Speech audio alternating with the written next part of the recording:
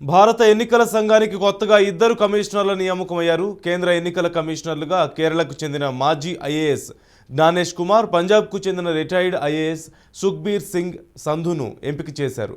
గత నెలలో ఎన్నికల కమిషనర్ అనూప్ చంద్ర పాండే పదవి విరమణ చేయగా ఇటీవల అరుణ్ గోయల్ తన పదవికి రాజీనామా చేశారు. దీంతో రెండు ఎన్నికల కమిషనర్ పోస్టులు ఖాళీ అయ్యాయి. లోక్సభ ఎన్నికల షెడ్యూల్ను ప్రకటించడానికి ఇంకా కొన్ని రోజులే ఉండగా కేంద్ర ఎన్నికల సంఘంలో ఇద్దరు కమిషనర్ల రాజీనామాతో ప్రధాన ఎన్నికల కమిషనర్ రాజీవ్ కుమార్ ఒక్కరే ఈసీఐలో మిగిలారు. దీంతో తాజాగా ఇద్దరు కమిషనర్లను సెలక్షన్ కమిటీ నియమించింది.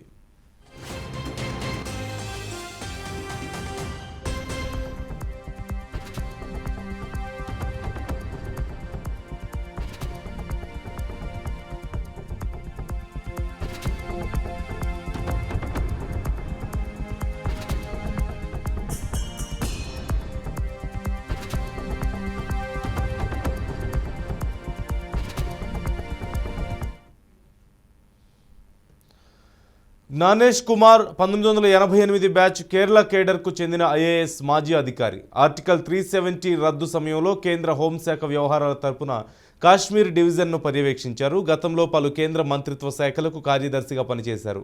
ఈ సెలక్షన్ కమిటీలో ప్రధానమంత్రితో పాటుగా ఓ కేంద్ర హోంశాఖ మంత్రి అమిత్ షా, అలాగే లోక్సభలో కాంగ్రెస్ నాయకుడు అధీర్ రంజన్ చౌదరి కూడా ఉన్నారు. ప్రధాని మోదీ అధ్యక్షతన ఎలక్షన్ కమిషన్ భేటీ అయింది. అనంతరం న్యాయశాఖ మంత్రి అర్జున్ రామ్ మేఘ్వాల్, హోంశాఖ కార్యదర్శి, శిక్షణ వ్యవహారాల శాఖ కార్యదర్శి సభ్యులుగా ఉన్నటువంటి సెర్చ్ కమిటీ ప్రతిపాదించిన పేర్ల జాబితాపై చర్చించి ఈ నిర్ణయం తీసుకున్నారు. ఇక రాజీవ్ కుమార్ వచ్చే ఏడాది ఫిబ్రవరిలో పదవి విరమణ చేయనున్నారు.